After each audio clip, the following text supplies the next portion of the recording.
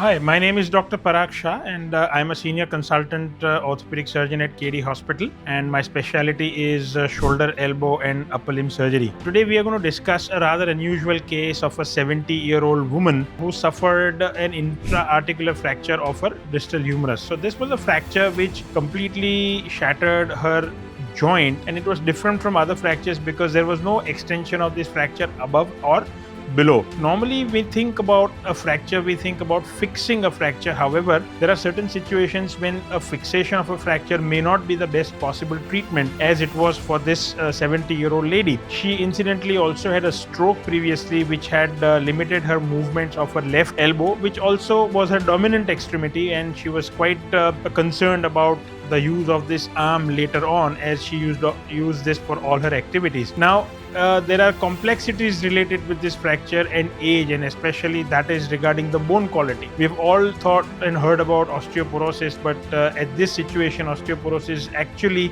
changes the line of treatment that we are offering. If this lady were younger, the idea of fixation would be quite ideal, but at 70 years old with a pure intra-articular fracture, trying to fix multiple small pieces with screws or plates and then trying to mobilize this elbow leading to good range of motion is always problematic. So this lady called us from Mumbai, where she hailed, and where she had this fracture, which was just a trivial slip and fall in her own house. Wasn't a very violent or a severe trauma, but that is what happens in elderlies with osteoporotic bones, where even a trivial injury leads to a complex fracture. So we discussed this situation. The family sent me x-rays and CT scans, and we decided that although initially she was advised fixation locally, it perhaps was not the best or treatment option for her. And we discussed various treatments, including not doing an operation, trying to fix this with varied success. However, in this situation, the patient, the relatives, and we all agreed that doing a total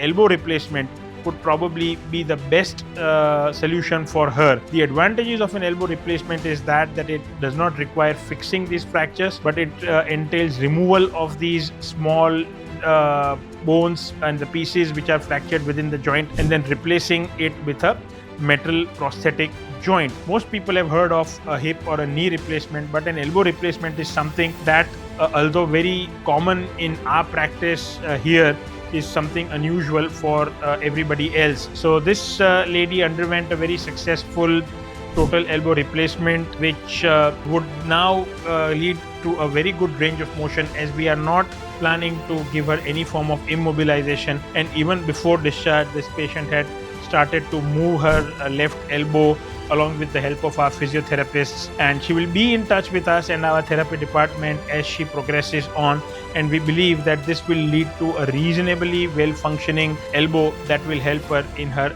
daily activities without the need of prolonged immobilization or subsequent secondary surgeries.